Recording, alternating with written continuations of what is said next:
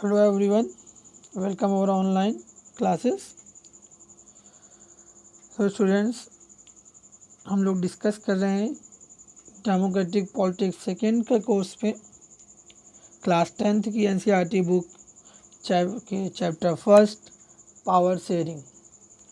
Power sharing में अभी तक आप लोगों ने students ethnic composition of Belgium complete कर लिया है। सो आज हम लोग डिस्कशन करने जा रहे हैं जो टुडे क्लास का जो टॉपिक होगा, जिसमें हम लोगों का टोटल फोकस होगा वो होगा स्टोरी ऑफ श्रीलंका के ऊपर। हमारी नेबरिंग कंट्री, हमारा पड़ोसी देश है, तो हम लोग उसके बारे में डिटेल्ड में जानेंगे। Okay student, so let's forward.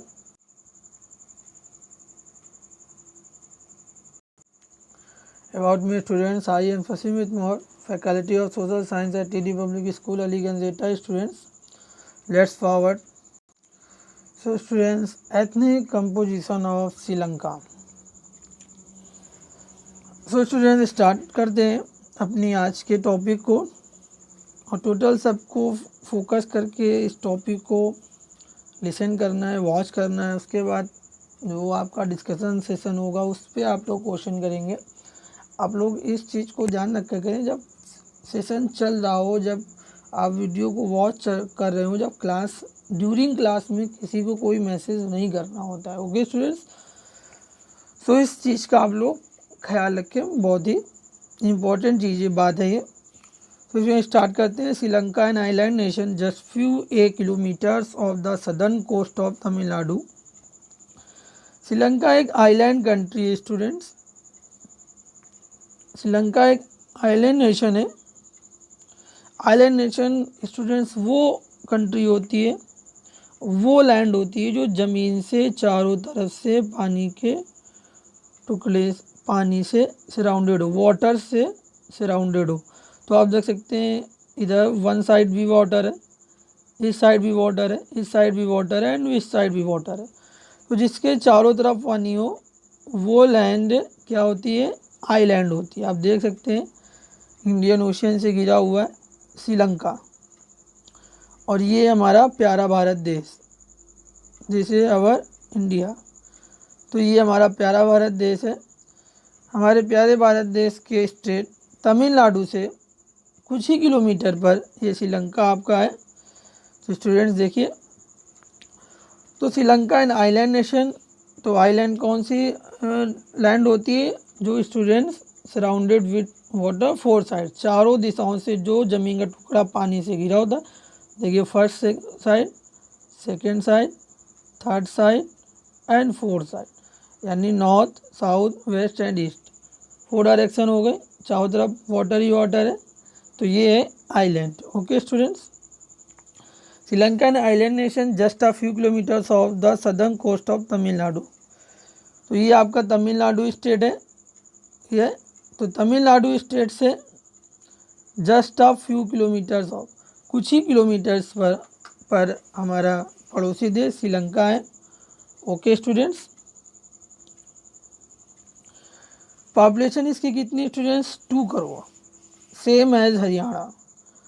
तो पॉपुलेशन इसकी स्टूडेंट्स 2 करोड़ है, सेम एज हरियाणा, हमारे हरियाणा राज्य की बराबर 2 करोड़ इसकी पॉपुलेशन है। याद रखिएगा सभी लोग। तो पॉपुलेशन इसकी स्टूडेंट 2 करोड़ है। Okay students, Sri Lanka like other nations in South Asia region too has a diverse population. Sri Lanka like other nations, Sri Lanka भी दूसरे देशों की तरीके कौन से दूसरे देशों की तरीके? जो साउथ एशिया रीजन में है। ओके स्टूडेंट्स, तो साउथ एशिया रीजन में कौन कौन सी कंट्रीज आपकी हो सकती हैं? तो अगर हम बात करें तो अफ़गानिस्तान, पाकिस्तान, बांग्लादेश, इंडिया एंड श्रीलंका,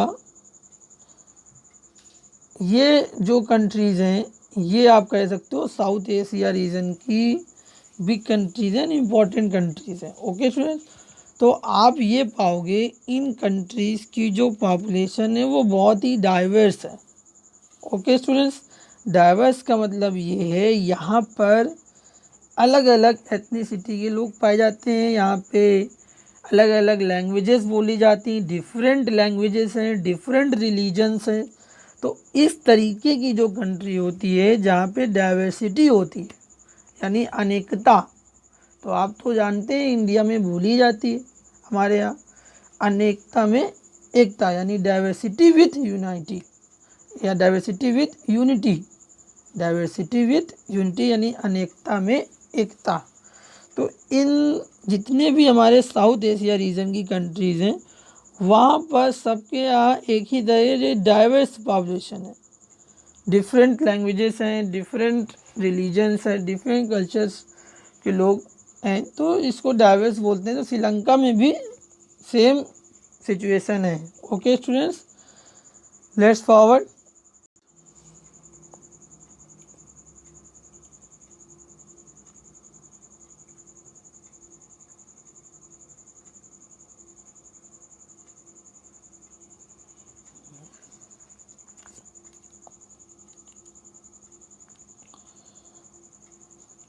तो स्टूडेंट देखिए यहाँ पे आपको मैप में समझ में आएगा, आप ऊपर देख सकते हैं श्रीलंका रिलीजन, यहाँ पे आप देखिए ये यहाँ पे श्रीलंका रिलीजन है।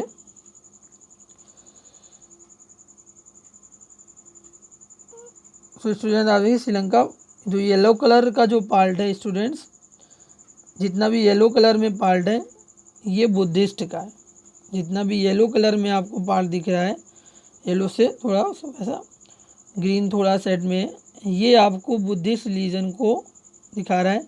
तो आप देख सकते हैं बौद्ध धर्म बोलने वाले लोग श्रीलंका में किस तरीके से पूरे देश में फैले हुए हैं। और जो नेक्स्ट आपका जो पिंक कलर में है वो देखिए आपको जो बैंगनी रंग में दिख रहा है वायलेट में, ये हिंदूज, इसमें ये हिंदू मेजॉरिटी के लोग हैं, ये जितना भी आपको दिख रहा है ये कलर। और नेक्स्ट ये जो दिख रहा है थोड़ा सा ब्लू शेड में, ये एंड ये पार्ट, ये पार्ट। ओके स्टूडेंट्स, ये मुस्लिम्स का है। और जो ब्लैक कलर में शेड में दिख रहा है ये क्रिश्चियंस का है। तो ये रिलीजन श्रीलंका के हैं, तो बुद्धिस्ट हैं, हिंदूज़ भी हैं, मुस्लिम भी हैं एंड क्रिश्चियंस भी हैं। तो डाइवर्स पॉपुलेशन हो गई, अलग अलग धर्मों के लोग हैं। और भाषाएं दो तरह की बोली जा रही हैं, सिंहला लैंग्वेज बोली जा रही है और तमिल स्पीकर्स हैं और सिंहला स्पीकर्स हैं। सिंहला स्पीकर 74% स्टूडेंट्स और तमिल स्पीकर्स 18%। ओके स्टूडेंट्स, तो देखिए most of the Sinhala speaking people are Buddhist.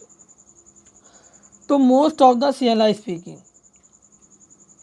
तो जो सिंहला स्पीकर लोग हैं, जो लोग अधिकतर जो सिंहला स्पीक करते हैं स्टूडेंट्स, जिनकी भाषा सिंहला है, उनका रिलीजन क्या है, बुद्धिस्ट है। आपने देखा था अभी थोड़ी देर पहले कि जितना भी ऑरेंज कलर में था यहाँ पे सिंहला लैंग्वेज के लोग रहते थे। तो देखिए यहाँ पे बौद्ध धर्म ज़्यादा है। तो most of the Sinhala speaking people are Buddhist. तो सिंहला स्पीकिंग पीपल जो हैं वो अधिकतर बौद्ध धर्म को फॉलो करते हैं। ओके स्टूडेंट्स, आपको कमेंट करके बताना है डिस्कशन में कि who was the founder of Buddhist religion, बौद्ध धर्म के संस्थापक कौन थे। ठीक है, ये आप कमेंट में डिस्कशन में बताएंगे। तो most of the Sinhala speaking people are Buddhist. तो अधिकतर सिंहला लैंग्वेज बोलने वाले लोग बौद्ध धर्म को फॉलो करते हैं। Most of the Tamils are Hindus and Muslims. और जो तमिल स्पीकर्स हैं, जो मतलब तमिल लैंग्वेज जो लोग बोलते हैं वो हैं हिंदूज एंड मुस्लिम्स।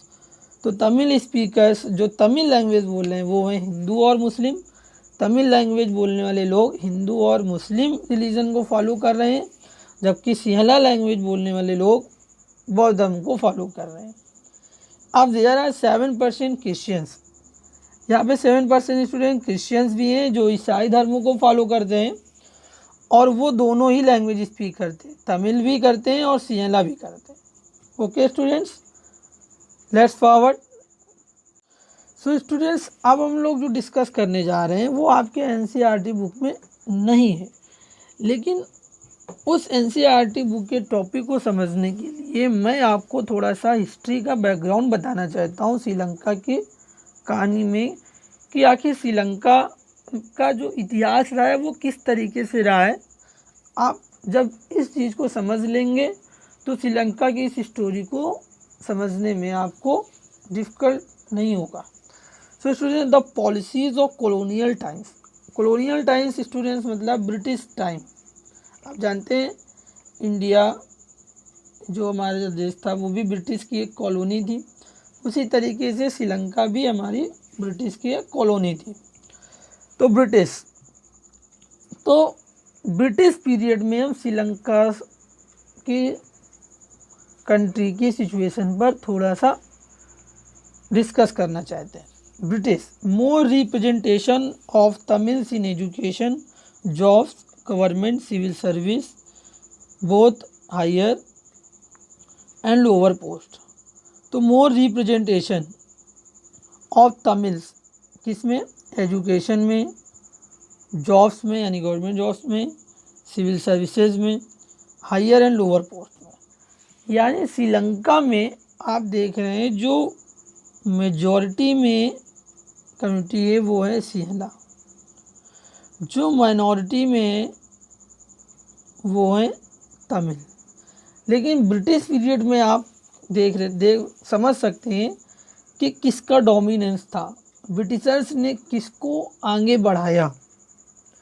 तो आप देख रहे हैं कि यहाँ पे मोर रिप्रेजेंटेशन, तो ज़्यादा से ज़्यादा जो रिप्रेजेंटेशन है वो तमिल्स का है।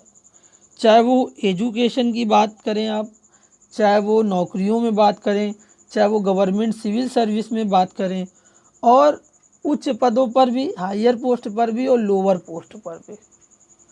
तो ब्रिटिश पीरियड में कहीं ना कहीं सिंहला स्पीकर्स इस चीज़ को लेकर नाराज़ थे कि हम मेजॉरिटी में हैं तो हमारा रिप्रेजेंटेशन गवर्नमेंट में यानी ब्रिटिश पीरियड में बहुत कम है।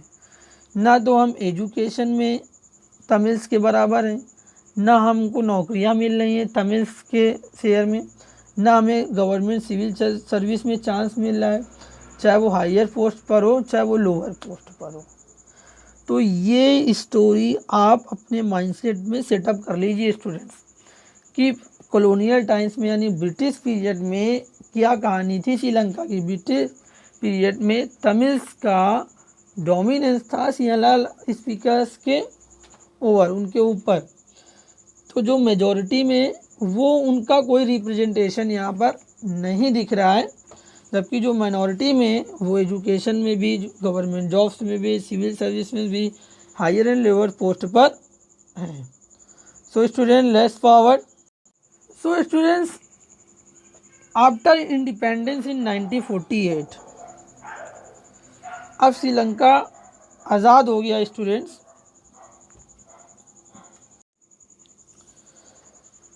सो students, after independence in 1948, Sri Lanka students emerge as an independent country 1948।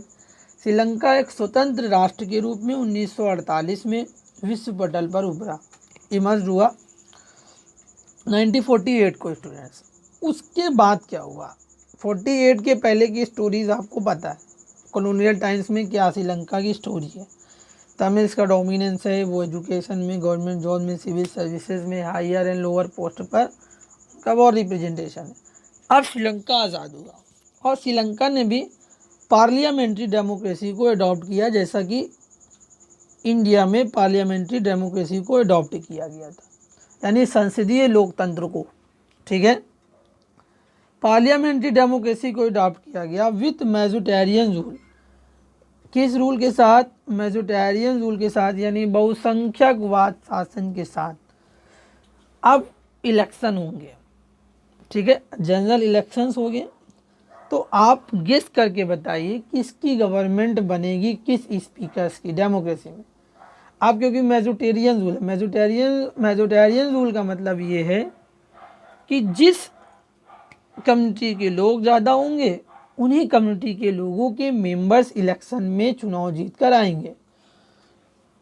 अब जैसे सिंहला लैंग्वेज वाले पार्ट में कोई तमिल स्पीकर्स इलेक्शन में स्टैंड है, चुनाव में खड़ा है, एक सिंहला लैंग्वेज बोलने वाला स्पीकर वो है और एक तमिल स्पीकर से। तो आप बताइए कौन जीतेगा?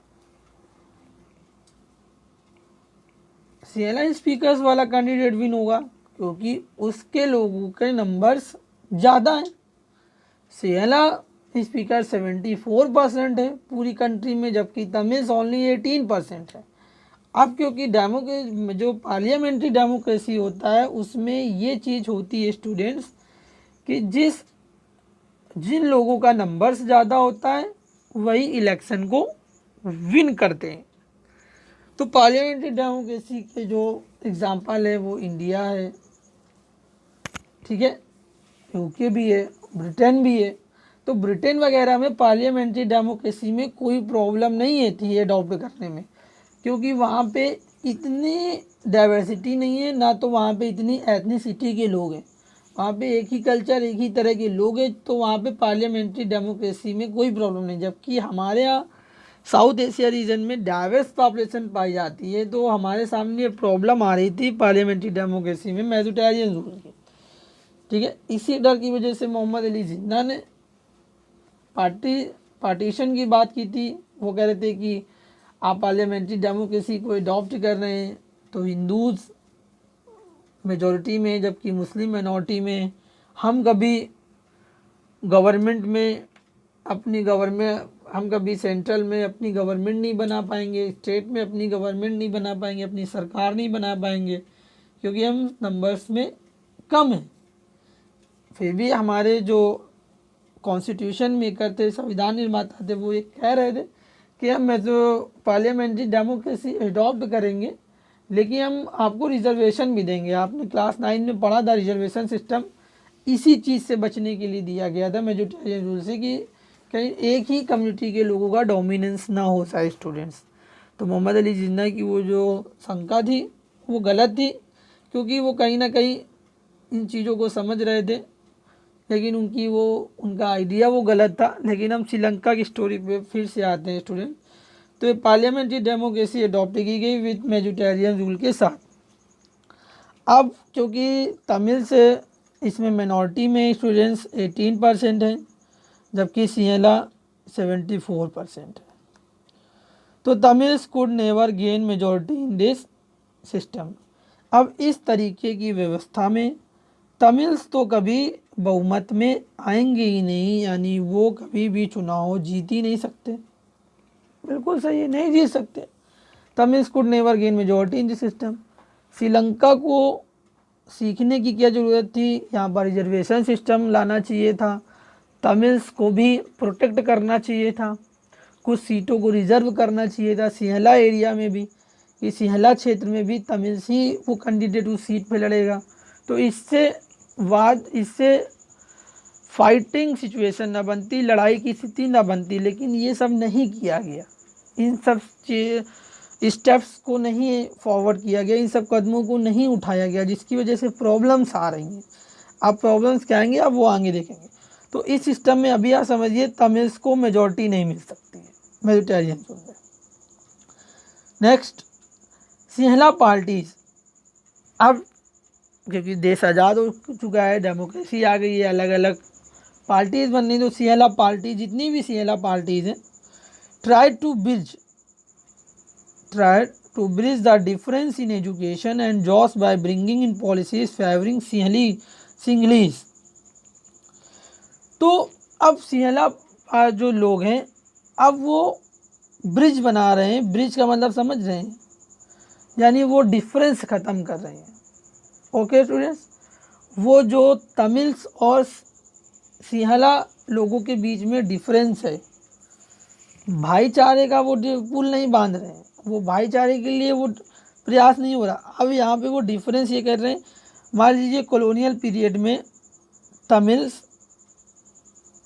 की ग्रोथ ये थी, ये तमिल्स थे, जबकि सिंहलीज लोग बहुत पीछे थे, ये सिंहलीज थे। तो अब जो सिंहलीज पार्टीज़ हैं वो अपने कम्युनिटी के लोगों को तमिल्स के बराबर लाकर खड़ा करना चाहती हैं, या तमिल से ऊपर उनकी ग्रोथ चाहती है, तमिल से भी वो आगे अपने कम्युनिटी स्पीकर्स को बढ़ाना चाहती है। कि हमारा डोमिनेंस हो। ब्रिटिश पीरियड में तो तमिल्स का था। अब क्योंकि देश आज़ाद हो गया और देश क्योंकि हम नंबर्स में ज़्यादा हैं, हम मेजॉरिटी में हैं, तो इंग्लिश समझ रहे थे कि देश हमारा है, हमारा शासन होगा क्योंकि हम नंबर्स में ज़्यादा हैं। जबकि मैंने 9th में भी जब बताया था, majority needs work with minority.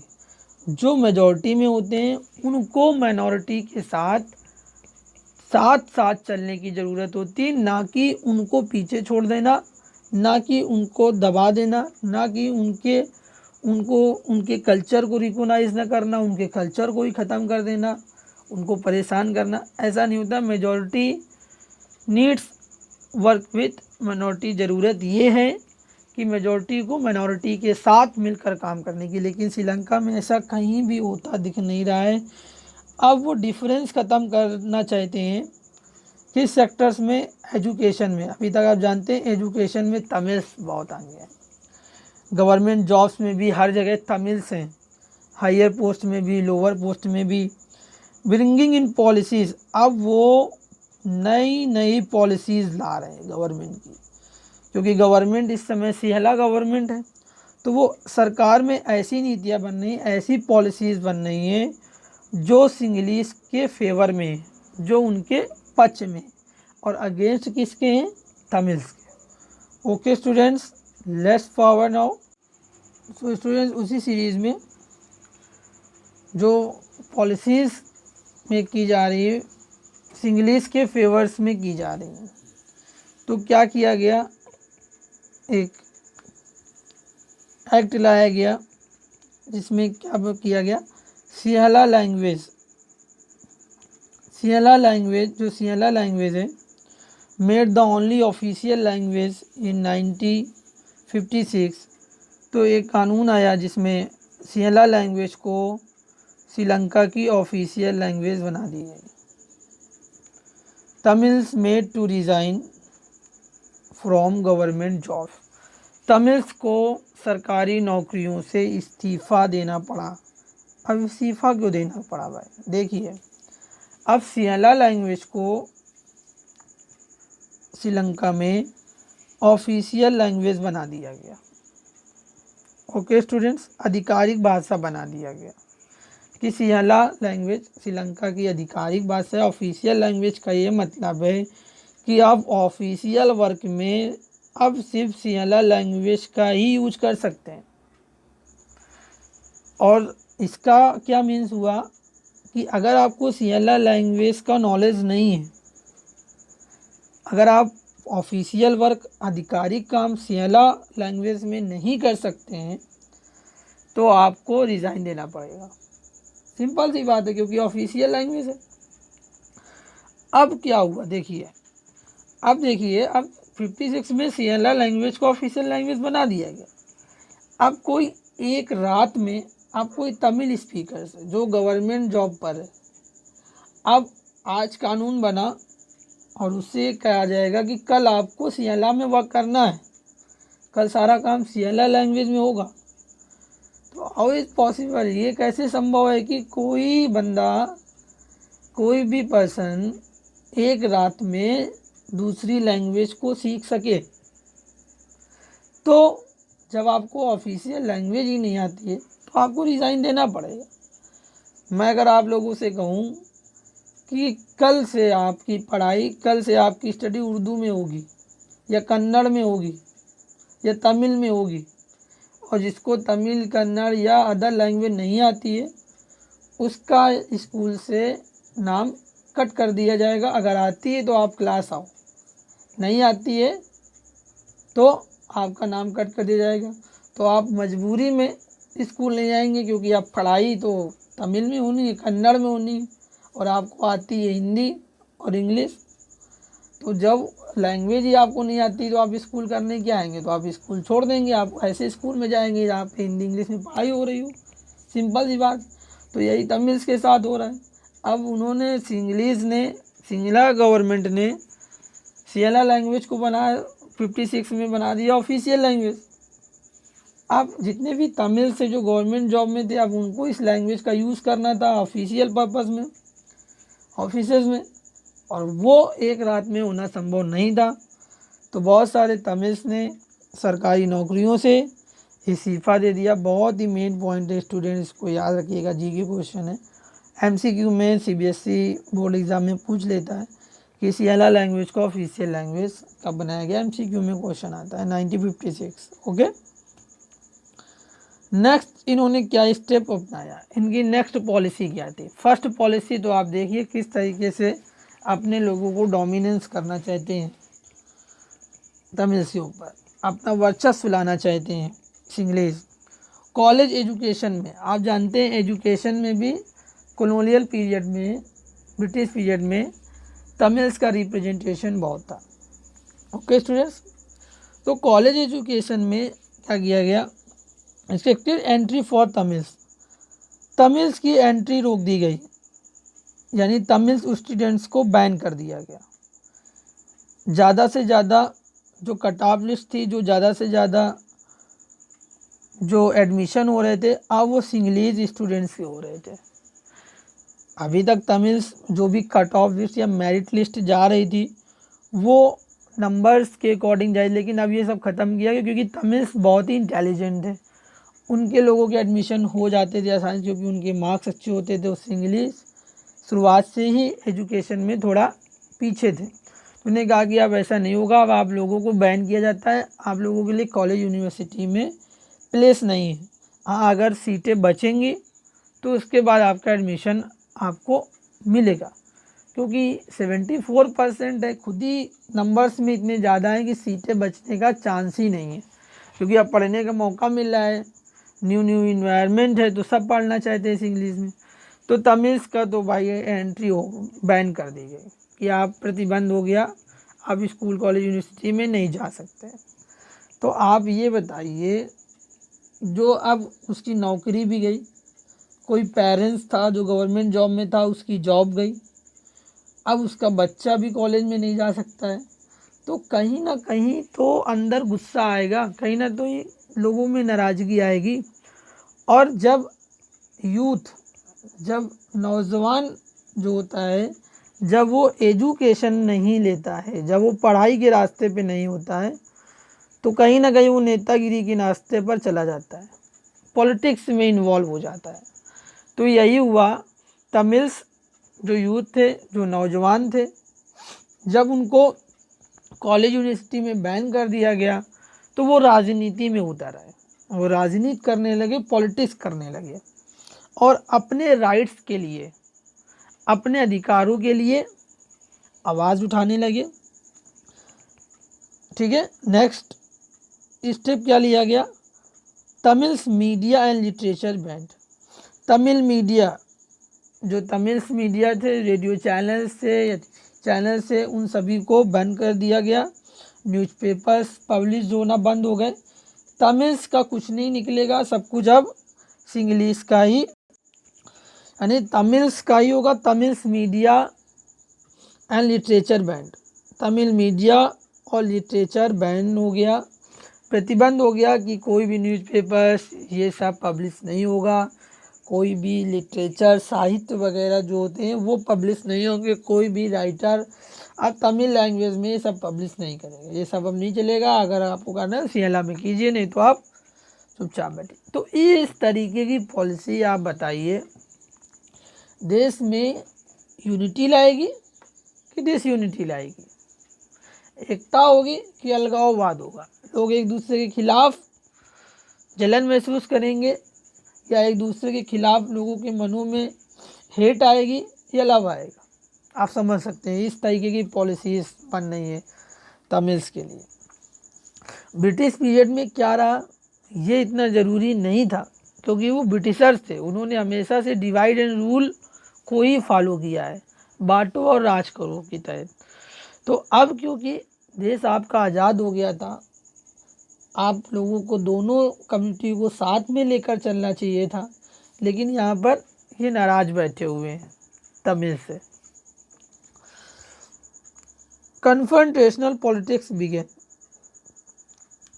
Confrontational politics began मतलब स्टूडेंट्स, जो झगड़े की जो राजनीति थी वो शुरू हो गई, लड़ाई दंगे ये सब शुरू हो गए, क्योंकि तमिल्स अब अपनी आवाज़ उठा रहे। शुरुआत में तो तमिल्स ने नॉन वायलेंस का सहारा लिया, अहिंसा का सहारा लिया।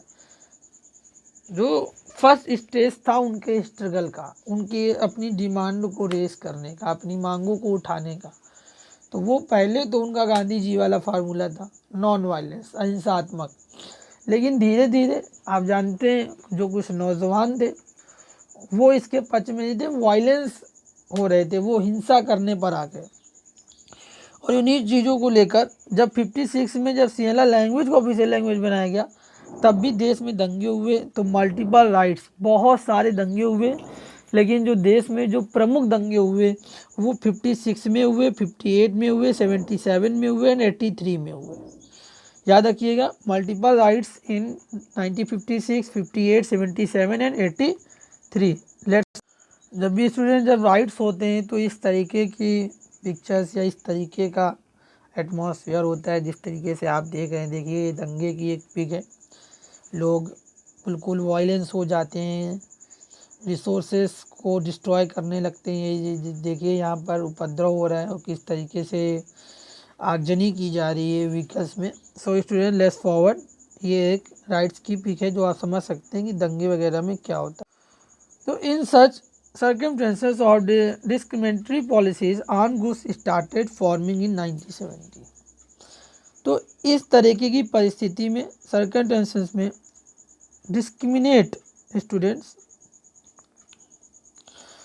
जो भेदभाव वाली जो नीतियां थी, डिस्क्रिमिनेट यानी डिस्क्रिमिनेटरी पॉलिसी, जो भेदभाव वाली जो स्टूडेंट नीतियां थी सरकार की, इससे तमिल्स जो थे उन्होंने अपने आर्म्ड ग्रुप बना लिए, यानी सैन्य ग्रुपिंग कर ली, सैन्य बेड़े बना लिए। अब क्योंकि शुरुआत में जब इन्होंने अहिंसा का रास्ता अपनाया, नॉन वायलेंस का, तब तो इन्होंने सिंगलीज ने इनकी डिमांड पर कोई अटेंशन नहीं दिया, कोई ध्यान नहीं दिया और लगातार सिंगलीज के फेवर में पॉलिसीज़ मेक करते रहे। तो जब आप आवाज़ नहीं सुनोगे तो हथियार उठाना पड़ता है। अब नहीं, हथियार उठाना नहीं पड़ता, हथियार इन लोगों ने उठा लिए। किसने? तमिल्स ने अपनी मांगों को पूरा कराने के लिए आर्म्ड ग्रुप बना लिए। और ये आर्म्ड ग्रुप बनना शुरू हो गए 1970 में। 1970 के दशक आते आते श्रीलंका में तमिलों ने आर्म्ड ग्रुप बना लिए। अब ये हथियारों को उठा चुके हैं। अब श्रीलंका में सिचुएशन बहुत ही ख़राब होने जा रही है, क्योंकि तमिल्स ने हथियार उठा लिए। अब आपस में ही लड़ेंगे ये दोनों, Sinhalese and Tamils. LTTE was one of them. बहुत सारे आर्म्ड ग्रुप थे, यहाँ पर सबके नाम बताना पॉसिबल नहीं मेरे लिए स्टूडेंट्स। इनमें से जो मेन ऑर्गेनाइजेशन था वो था LTTE, Liberation of Tamil Tigers Eelam. LTTE class 9th में भी शायद मैंने डिस्कशन किया था, मैंने बताया था कि आपको 10th में पढ़ाऊँगा मैं, तो आज वही टॉपिक पे डिस्कशन चल रहा है। लिट्टे 1972 में ये संगठन बना, Liberation of Tamil Tigers Eelam students. Okay, parties like Tamil National Alliance TNA, तमिलों की एक पार्टी थी Tamil National Alliance, carried on political dissent, wanted autonomy for Tamil areas. तो जो तमिल नेशनल अलायंस पार्टी थी वो क्या चाहती थी कि जो तमिल एरिया है, नॉर्थ रीजन में जो ग्रीन वाला था और जो ईस्ट रीजन में ग्रीन वाला पार्ट है स्टूडेंट्स, बैक जाकर आप देख सकते हैं, तो वहाँ पर स्टूडेंट्स जो तमिल नेशनल अलायंस है वो चाहते हैं कि हमारी ऑटोनॉमी हो, हमारी गवर्नमेंट वहाँ पर बना दीजिए हमारे एरिया में, प्रॉब्लम सॉल्व। ओके स्टूडेंट्स, ये इनकी डिमांड थी तमिल नेशनल अलायंस की, TNA की। और जो स्टूडेंट्स इलेम का मतलब होता है, इलेम का मतलब होता है एक सेपरेट नेशन, एक अलग राष्ट्र। तो आप समझ सकते हैं जो लिट्टे ग्रुप था, इन ग्रुप्स की डिमांड थी तमिल्स के लिए एक सेपरेट राष्ट्र, एक अलग राष्ट्र बनाने की बात की जा रही थी। ओके स्टूडेंट्स, पार्टीशन की बात यहाँ पे हो रही थी। तमिल चाहते थे कि हमारे लिए अगर आप हमको हमारे राइट्स नहीं दे सकते हैं, आपसे अगर नहीं हो रहा है, तो आप हमारा एक अलग राष्ट्र बना दीजिए, हमारे एरिया को एक सेपरेट नेशन को दर्जा दे दीजिए। Okay students. जबकि कुछ लोग जो तमिल नेशनल अलायंस पार्टी थी अभी तक उसका ये मानना है कि हमको ऑटोनॉमी दे दीजिए, हमारे पार्ट में हमारी सरकार चलाने दो हमें।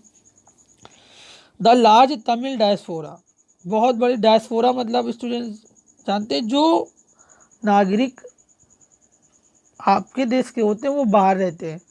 जैसे बहुत सारे जो इंडियन पीपल्स हैं, मान लीजिए वो अमेरिका में रह रहे हैं तो वो इंडियन डायस्पोरा होगा, सऊदी में तो वो इंडियन डायस्पोरा होगा, ठीक है, जिसको प्रवासी भारतीय बोलते हैं उनको। तो बहुत सारे जो तमिल से आप जानते हैं बहुत ही एजुकेटेड थे, हायर गवर्नमेंट में हायर और लोअर पोस्ट पे थे, तो इनके पास पैसा बहुत था, तो ये लोग विदेशों में भी बस गए। तो जो लोग फॉरेन में थे उन्होंने, जो तमिल लोग थे उन्होंने अपने तमिल्स को बहुत सपोर्ट किया, विदेशों से बहुत, फॉरेन से बहुत फंडिंग कर रहे थे अपने तमिल्स के लिए कि आप लोग अपने अधिकारों के लिए लड़ो, हम आपको फंडिंग करेंगे। And the Tamil political and armed groups supported and funded, सहयोग कर रहे थे और फंड कर रहे थे, फंड मतलब पैसा भी दे रहे थे तमिल पॉलिटिकल पार्टीज़ को और आर्म्ड ग्रुप्स को भी, दोनों को ये सपोर्ट कर रहे थे। तमिल से एक ही कम्युनिटी के लोग हैं तो कहीं ना कहीं खिंचाव होगा, कहीं ना कहीं एक रिश्ता है, रिलेशनशिप है, तो वो देख रहे हैं कि हमारे तमिल्स किस तरीके से स्ट्रगल कर रहे हैं अपनी ही कंट्री में, अपनी ही डिमांड के लिए, अपने ही अधिकारों के लिए। तो जो तमिल डायस्पोरा है वो जितना पॉसिबल हो पा रहा है वो इनकी हेल्प कर रहा है स्टूडेंट्स। Okay, let's forward. देखिए तमिल इलेम लिखा हुआ है, तमिल इलेम मतलब एक तमिल राष्ट्र, इलेम का मतलब होता है नेशन, तमिल वर्ल्ड है इलेम, इलेम क्या है, तमिल वर्ल्ड, इसका मीन्स क्या है, नेशन यानी एक अलग राष्ट्र। तो ये देखिए ये इनका सिंबल है, ये हिस्ट्री में आप जाएंगे तो चोल वंश में यही था, उन्हीं का इन्होंने सिंबल लिया है, चोल वंश का है, हमारे हिस्ट्री में आपको मिलेगा ये।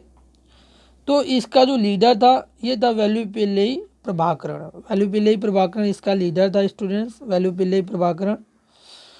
आइडियोलॉजी बहुत ही इनकी ड्राइवन थी, कट्टरवादी इनकी सोच थी, सेशनिस्ट थे।